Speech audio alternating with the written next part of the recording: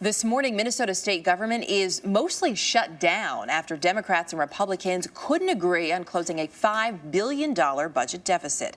Minnesota, it turns out, is one of many states facing major budget troubles as a new fiscal year begins today. CBS News business and economics correspondent Rebecca Jarvis joins us now. So the Minnesota government shut down overnight. Why is this happening, though? How are we getting to this point? We've gotten to this point because state governments, like our national government, are having issues balancing their own budgets, but they actually have to balance their budgets. They cannot move forward with deficits like the national government can. And what we're seeing are Republicans and Democrats, just like they're clashing on a national level, they're clashing on a state level. In the state of Minnesota, it's over a $5 billion budget gap. They've been mum about it, but they've basically been pushing the can down the road again. And what we're seeing is that's coming to a head here because they've got to get it done. They couldn't get it done, and now they've got padlocks on the doors of the Capitol. And as we mentioned, it's not just Minnesota facing these issues. There are a number of other states as well at risk. Yeah, and if you look at a map of the country, what you see is across the country, there are issues facing shutdown across the country. We have Minnesota, of course,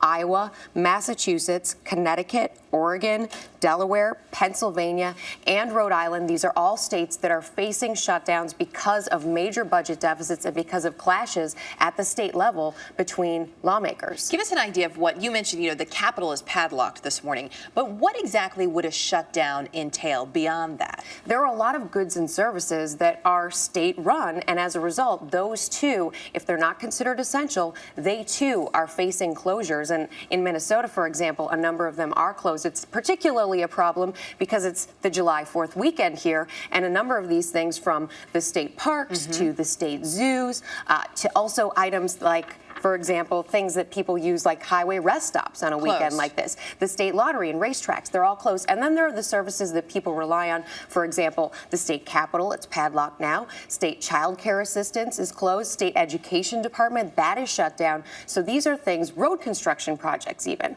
are things that are closed. And then account for the jobs, because there are job losses as well here. State workers have been furloughed in the state of Minnesota, and we're talking about almost 40,000 people who have a big question mark in front of their job right now. Wow, not much of a holiday weekend for those folks. Rebecca, thanks.